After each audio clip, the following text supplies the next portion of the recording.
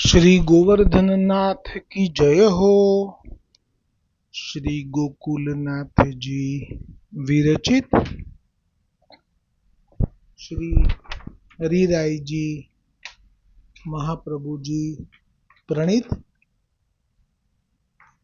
252 वैष्णवन की वार्ता में अब वार्ता क्रमांक जो 78 जो अधूरो હતો कल यहाँ तक आयो હતો।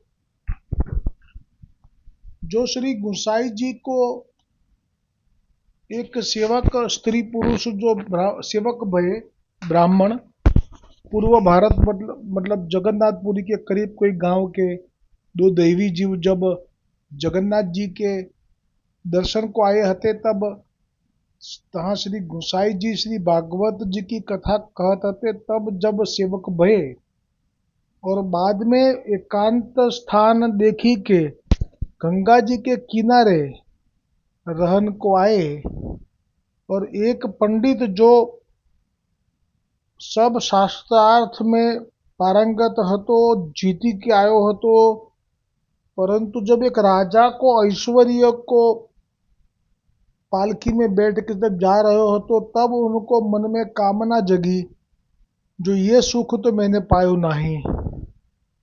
सो वो वह सुख पाए के लिए एक वहाँ महादेव जी को मंदिर हो तो वहाँ पर लंघन यानी अन्न जल छोड़ दियो। महादेव जी को हठ करी के प्रसन्न कराई और कहो मुझे ये राजा जैसो सुख भोगनो है। तब महादेव जी ने कहो जो तेरे भाग्य में नहीं है, लेकिन मैं तो को ये मणि देता हूँ जो तेरी बाकी सब इच्छा पूरी करेगो। तब ये मणि लेके तहाँ ते सोचियो जो ये देह मेरो वृद्ध है, सो मैं कैसे भोगूंगो। तो अब मैं युवा होने के लिए तपस्या करूंगो। तो तपस्या के लिए जब एकांत स्थान ढूंढ रहे हो तो तब यही श्री गुसाई जी को जो सेवक है ब्राह्मण स्त्री पुरुष वहां आयो और ये वैष्णव ब्राह्मण ने उनको भी महाप्रसाद लिवायो और ताते तुम अब बैठो, मैं श्री गंगा जी में स्नान એટલે કે અહીંયા જ પ્રસાદ લેજો તમે અને હું હમણાં સ્નાન સંધ્યા કરી અને પછી આવું નિત્ય કર્મ કરીને આવું। सो वो ब्राह्मण श्री गंगा जी में स्नान ध्यान संध्या नित्य कर्म करी आओ। ता पाछे वह पंडित ब्राह्मण श्री गंगा जी में जाई के स्नान करी नित्य कर्म करी जप करी के आयो। इतने ही यहाँ श्री ठाकुर जी को राजभोग सरायो। सो वे वैष्णव ब्राह्मण नित्य तो 3 पातरी परोसत हते। तब ता दिन वा वैष्णव ने 4 पातरी परोसी। एक पातरी तो प्रथम ही गाय के आगे धरी और एक पातरी वा पंडित ब्राह्मण के आगे धरी। तब वा पंडित ब्राह्मण ने महाप्रसाद लियो और 2 पातरी आप 2 स्त्री पुरुष ने प्रसाद लियो। ता पाछे वह पंडित ब्राह्मण रात्रि को वहां ही सोई रहो। पाछे जब प्रातः काल भयो तब तो चातुर्मास लाग्यो। सो चातुर्मास में गमन तो निषिद्ध है। चतुर्मास बेसी जाए अषाढ़ी एकादशी थी पछी गमन निषिद्ध एटले शास्त्रों में एवी आज्ञा है कि चतुर्मास शुरू थाय तो जे साधु जे पण पंडित सनातन धर्म में मानवा वाला जे कोई छे एमणे पछी ए स्थान छोड़वू नहीं। આગળ વધવું નહીં, ત્યાં જ રહેવું, 4 મહિના પૂરા થાય પછી જ જવું. આવું એટલા માટે રાખ્યું હોય છે કે ચતુર્માસમાં જ સૌથી વધારે વૃષ્ટિ થતી હોય છે અને જમીન પણ ન દેખાય અને પાણી વહી જતું હોય, એમાં ખેંચાઈ જાય, એટલે એ કારણ બી હોય. પાછે ચાતુર્માસ મેં ગમન એટલે કે જવું, આગળ વિહાર કરવો એ નિષિદ્ધ છે. तो बाबा पंडित ब्राह्मण ने वा वैष्णव ब्राह्मण सो कहो जो वैष्णव जी अब तो चातुर्मास लाग्यो है, ताते मैं तो महीना 2-3 तो यहाँ ही रहूंगो. तब वह वैष्णव ब्राह्मण ने कहो जो भले सुखेन रहो तुम्हारी इच्छा. तब वह दिन ते वह वैष्णव ब्राह्मण ने भिक्षा अधिक मागी. હવે જો આ અપરિગ્રહ બ્રાહ્મણ હતો એટલે જરૂર જેટલી જ ભિક્ષા લેતો, વધારે નહીં. પણ હવે આ એક મહેમાન આવ્યા છે અને એમ તો કહી ચૂક્યા કે આ કારણથી હવે હું અહીંયા રોકાવાનો છું, એટલે એમના માટે પણ હવે અધિક ભિક્ષા માગવાની શરૂ કરી. જબ જાન્યો જો નિત્ય તે સવાયો ભયો, તબ વહ વૈષ્ણવ બ્રાહ્મણ अपने घर को आयो. पाछे वाने स्नान करी के अपने नित्य को काम कियो. ऐसे करत जब थोड़े से दिन भये, तब वा पंडित ब्राह्मण ने या वैष्णव ब्राह्मण के चिन्ह देखे. હવે આમ કરીને થોડા દિવસ થયા એટલે પંડિત બ્રાહ્મણ જે છે એણે આ ગુસાઈજીના સેવક બ્રાહ્મણના ચિહ્નો જોયા. એટલે કે જે સામુદ્રિક જ્ઞાન ધરાવતો હતો આ પંડિત. જે સામુદ્રિક શાસ્ત્ર એ ભવિષ્યના ચિહ્નો પારખવાની એમાં વિદ્યા હોય છે, કે જે જોઈને ખબર પડી જાય કે હવે શું સ્થિતિ થવાની, શું સંકટ આવવાનું. એટલે આ જે ગુસાઈજીના સેવકના સામું જોઈને જ એને દેખાઈ ગયું, કેમ કે વિદ્યાનો પારંગત હતો. આગળ આવશે એ શબ્દ સામુદ્રિક. तब वह पंडित ब्राह्मण ने मन में विचारी जो या वैष्णव ब्राह्मण को तो महाकष्ट योग आयो है. तब वह पंडित ब्राह्मण अपने मन में बहुत खेद करने लाग्यो. હવે જો આ જે આવ્યો છે અહીંયા મહાદેવજી પાસેથી પેલો મણી મળ્યો, પછી એને એમ થયું કે હવે મારો યુવાની તો મેળવવી પડશે ને, યુવાની વગર હું કેવી રીતે ભોગ ભોગવીશ. મેં ગઈકાલે ત્યાં સુધી 1 જ મિનિટ આ એટલે તપ કરી અને યુવાની માગીશ અને પછી ભોગ ભોગવીશ એવો સંકલ્પ કરી પછી જ અહીંયા આવેલો બરોબર છે.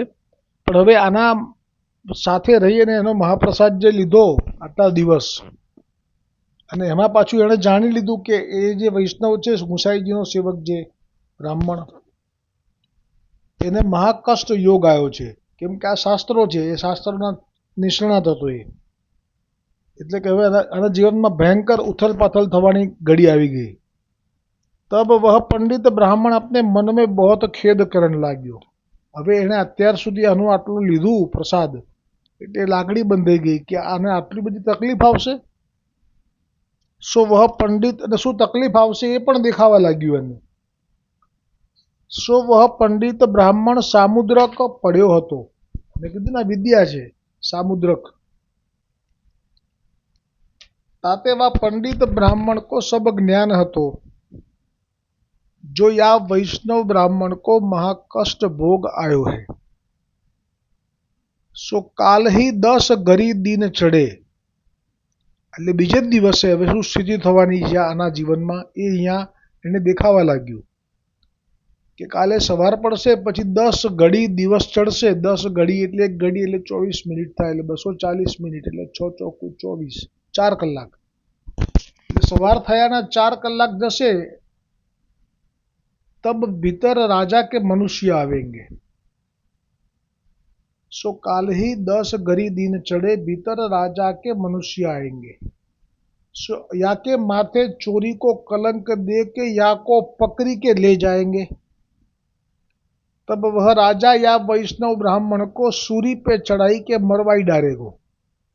આ બધું એણે જે જોયું એ સચોટ હતું, એક પણ વસ્તુમાં ખોટું નહોતું, કારણ કે એનું જ્ઞાન હતું એને.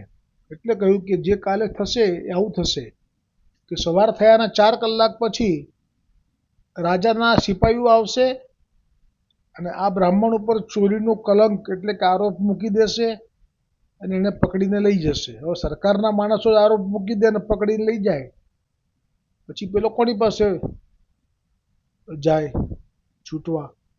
तब वह राजा या वैष्णव ब्राह्मण को सूली पे चढ़ाई के मरवाई डालेगो.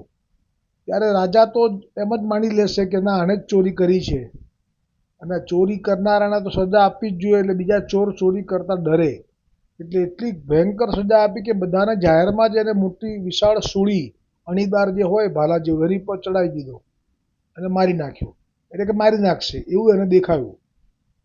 સો એસો ભોગ યા વૈષ્ણવ બ્રાह्मण को व पंडित ब्राह्मण की दृष्टि में आयो. ताते वह पंडित ब्राह्मण आप महाचिंता में ग्रस्त भयो. એને લાગણી ઉત્પન્ન થઈ કે આ આવું થશે. सो वह पंडित ब्राह्मण मन में विचार करने लाग्यो, जो मैं तो सर्वथा या वैष्णव ब्राह्मण के साथ जाऊंगो. હવે એને કેવો ભાવ થયો કે જ્યારે રાજા લઈ જશે એના સિપાહીઓને ત્યારે હું પણ જોડે જોડે જઈશ. सो वहां जाई के राजा सो मैं लड़ूंगो. मैं वा राजा सो ऐसे कहूंगो, जो या वैष्णव ब्राह्मण के बदले तुम मोको मारो. કેટલો બધો, અને ભલે મનમાં વિચાર્યું છે પણ કેટલું સુંદર વિચાર્યું એને કે હું સાથે જઈશ, રાજાને કહીશ કે અને સૂળીએ ના ચડાવતા મને ચડાવી દો, पर मैं ये वैष्णव ब्राह्मण को मरण न देऊंगो, मारण न देऊंगो. ऐसे वह पंडित ब्राह्मण अपने मन में संकल्प विकल्प करीबो કર્યો. परी वह वैष्णव ब्राह्मण तो कछु जाने नाही. सो यह वैष्णव ब्राह्मण तो श्री ठाकुर जी के सेवा श्रृंगार सो जब पહોંચ્યો. હવે આ જે વાત પંડિતે સામુદ્રિક જ્ઞાન હતું એને જે જોઈ એને આ વાતની આ વૈષ્ણવને તો કંઈ ખબર જ નથી. सो यह वैष्णव ब्राह्मण तो श्री ठाकुर जी के सेवा श्रृंगार सो जब पहुंच्यो, तब वह भीतर श्री ठाकुर जी को राजभोग सराय के સુમરણ કરણ લાગ્યો. આ બી કેવી લીલા છે જુઓ. કાયમ રાજભોગ સરાઈને પછી સ્નાન સંધ્યા અને નૈમિત્તિક કર્યો, નિત્ય કર્મ કરતો, જાપ વગેરે. પણ આજે કંઈક જુદું થવાનું છે. ઠાકોરજીની લીલા થઈ, પ્રેરણા થઈ કંઈક, એટલે શિંગારથી જ્યારે પહોંચી ગયો પછી એ શ્રી ઠાકોરજીને રાજભોગ પણ ધરાયો અને સરાઈ જ લીધો. સરાઈ કે સુમરણ કરણ લાગ્યું. तब वैष्णव ब्राह्मण की आंख लागी गई. એટલે કે એને હવે ભગવાનની ઈચ્છાથી સ્મરણ કરતા કરતા ઊંઘ આવી ગઈ. सो वाको निद्रा आई. सो वा ब्राह्मण को महाघोर स्वप्न भयो. सो वा स्वप्न में देखियो, जो जानो वा राजा के मनुष्य लोग को लेन को आए है. જે પેલા સામુદ્રિક શાસ્ત્રમાં જોયું હતું એ બધું અહીંયા સ્વપ્નમાં અને દેખાવા લાગ્યું कि राजा के मनुष्य मुको लेन को आए हैं. सो मेरे माथे चोरी को कलंक लगाई के मुको पकड़ी के वह राजा के आगे जाई के मुको ठाड़ो किनो है. तब वह राजा ने अपने मनुष्य को आज्ञा दीनी, जो या को सूरी दो, कहने सूर्य चढ़ावी दो, बीजो कोई पाप ना करे आવું. सो वे मनुष्य ले जाई के सूरी पे बैठाई के खेंच्यो અને તે સિપાહીઓએ અને લઈ ગયા. સ્વપ્નમાં દેખાઈ જાવ બધું એને, અને એને સૂળી પર રાખીને પછી ખેંચ્યો એટલે એના શરીરમાં ઊંડી ઉતરી જાય. યા વૈષ્ણવ બ્રાહ્મણ કો મારી ડાર્યો, એને મારી જ નાખ્યો. એસો સ્વપ્ન તા સમયમાં વૈષ્ણવ કો ભયો. એટલે કે પોતાની જાતને જ પોતાના સ્વપ્નમાં મરેલો જોયો સૂળી ઉપર ચડીને. તબ ઇતને ही वह निद्रा में ते चौंकी उठ्यो. सो सब समाचार वह वैष्णव ब्राह्मण ने अपनी स्त्री के आगे कहे. तब इतने ही वह निद्रा में ते चौंकी उठ्यो.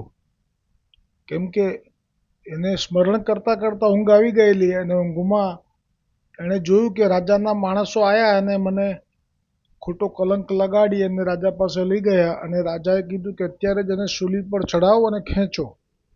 અને જ્યાં સૂલી પર ચડાવ્યો અને ખેંચ્યો ને ત્યાં પોતાની જાતને મરી ગયેલો જોયો એટલે એકદમ જ ઝબકીને ઉઠી ગયો.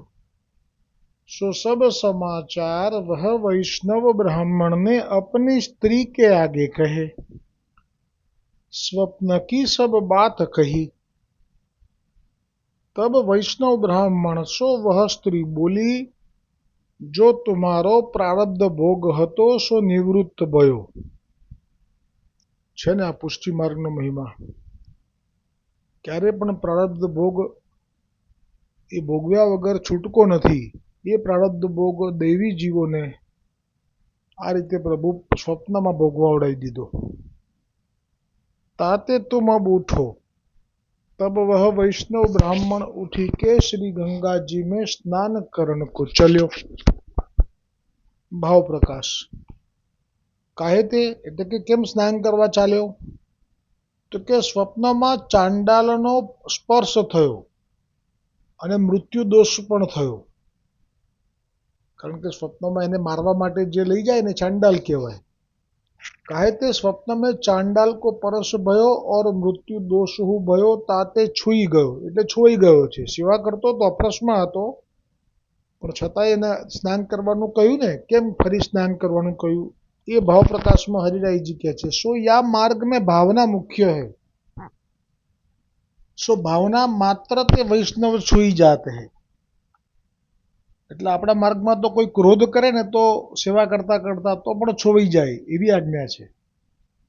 सो धर्म की ऐसी सूक्ष्म गति है. ताते सेवा सुमिरन के समय वैष्णव को ब्रज भक्तन की अनेक लीला है. तीन की भावना करनी ताते हृदय शुद्ध हुई और भावहु की सिद्धि हुई. सो भावना ऐसो पदार्थ है. હવે શ્રી ગોકુલનાથજી આગળ લીલાનું વર્ણન કરતા કહે છે, सो वह वैष्णव ब्राह्मण अपने घर में ते बाहिर आयो. तब देखे तो द्वार पर पंडित ब्राह्मण बैठो है. तब वह वैष्णव ब्राह्मण ने पंडित ब्राह्मण से पूछी, जो पंडित ब्राह्मण जी आज तुम गंगा जी में नहाए नहीं, सो कहाँ? એટલે કે આજ તમે કેમ નાહ્યા વગરના છો? तब वह पंडित ब्राह्मण ने कही, जो मोको तो एक बड़ो ही संदेह उपज्यो है. ताते आजू मैं नहाऊंगो नहीं और महाप्रसाद हूँ न लेऊंगो. ताते तुम सुखेन महाप्रसाद लेવું. હવે આને તો એવી સ્થિતિ થઈ ગઈ કે પોતે દ્વિધામાં પડી ગયો. એ આવશે આગળ. એટલે એણે કીધું કે હું તો ખાઈશ નહીશ પણ નહીં અને ખાઈશ પણ નહીં. તાતે તુમ સુખેન મહાપ્રસાદ લેવું. तब वह वैष्णव ब्राह्मण ने कहो, जो पंडित जी आज मैं तुम्हारो सब संदेह दूर करूंगो. ताते तुम सुखेन उठी के नाओ. यह संदेह कितनी की बात है? तब वह पंडित ब्राह्मण और वैष्णव ब्राह्मण दो जने मिली के श्री गंगा जी नहाईवे को गए. तब वह वैष्णव ने वह पंडित ब्राह्मण से पूछी, जो कहो पंडित जी आज तुमको कहा संदेह उपज्यो, सो तुम हमारे आगे कहो.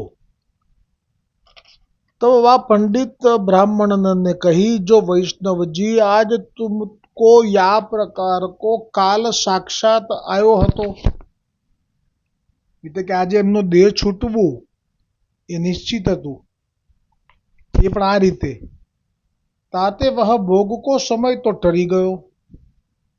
ताते अब मैं अपने मन में विचार करतो हूँ, जो कहाँ मेरो पढ़्यो वृथा भयो. એટલે કે શું મેં સામુદ્રિક શાસ્ત્રનો અભ્યાસ કરીને પંડિત થયો છું, એ વિદ્યા પ્રાપ્ત કરી છે મેં પૂર્ણ, એ તો અર્થ વગરની થઈ ગઈ. કેમ કે એ પ્રમાણે તો આવું હતું. मैं तो बहुत पंडित हूँ और मैंने देश देश के पंडितवाद करी के हराए हैं. सो सब कहा वृद्धा भयो. ताते मोको यह संदेह भयो है। હવે અધૂરો રહેલો પ્રસંગ જે વિસ્તાર છે આવતીકાલે વિરામ પામશે. દ્રઢ ઈન ચરણ કેરો ભરોસો, દ્રઢ ઈન ચરણ કેરો. શ્રી વલ્લભ નખ ચંદ્ર છટા બીના, સબ જગમાં જો અંધેરો ભરોસો, દ્રઢ ન ચરણ કેરો. साधन और नहीं आकली में, जासो होय निवेरो. सुर कहाँ कहे विविध आदरो, बिना मूल को चेलो भरोસો, દ્રઢ ન ચરણ કેરો. દ્રઢ ન ચરણ કેરો ભરોસો, દ્રઢ ન ચરણ, દ્રઢ ન ચરણ, દ્રઢ ન ચરણ કેરો. શ્રી ગોવર્ધનનાથ કી જય, શ્રી વલ્લભાધીશ કી જય, શ્રી ગુસાઈજી પરમ દયાલ કી જય, શ્યામ સુંદર શ્રી યमुने महारानी जी की जय, श्री वल्लभ कुल परिवार की जय, अपने अपने ગુરુદેવ કી જય. બસ હવે અખાત્રીજને 2 દિવસ રહ્યા અને ઠાકોરજીને ફૂલ મંડળી પણ આવશે, ચંદન પણ આવશે, શક્ય હોય તો ફુવારા પણ આવશે. અને જે વાતાવરણ બનશે અખાત્રીજથી ગ્રીષ્મ ઋતુનું, એ પણ આપણા વલ્લભની દેન છે અને એમાં એને માણવાની છે, ભાગવાનું નથી એનાથી. ઘણા લોકો એવું કરે છે કે જે ઋતુ આવે એનાથી વિપરીત વાતાવરણ ઊભું કરી લે છે. એવું નહીં કરવું જોઈએ. હવે તમારા પોતાના માટે કરતા હશો, ટેવાઈ ગયા હશો તો ભલે કરજો, પણ ઠાકોરજીના સુખમાં તો દુઃખમાં જ સુખ છે. એ જે દુઃખ છે ગ્રીષ્મનું, એમાં પછી જે સુખ છે તો જ તો લાભ મળ્યો ને ગોપીજનોને. ગોપીજનોને લાભ ક્યારે મળે આવો? પાયન ચંદન लगाऊंगी, पायन चंदन,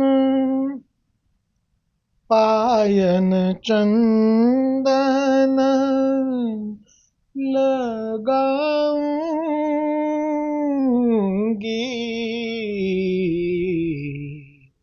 पायन चंदन લગાઉંગી. રાગ નાયકી આપણે પણ લઈશું, રોજ એક પદ લઈશું. ઠાકોરજીને આ જે સુખ આપવાનો ભાવ છે એ તમે વિચારો. એર કન્ડિશન રૂમમાં આવું કહેવાય, પાયાને ચંદન લગાઉંગી? ના કહેવાય.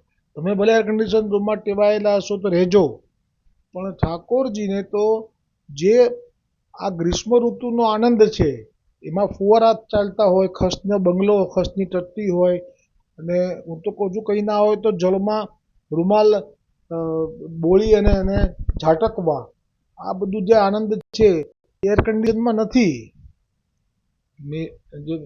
બીજું એક છે પદ, જ્યારે ગોપીજન કહે છે કે મેં તો તૈયાર કરીને રાખ્યું છે ચંદન.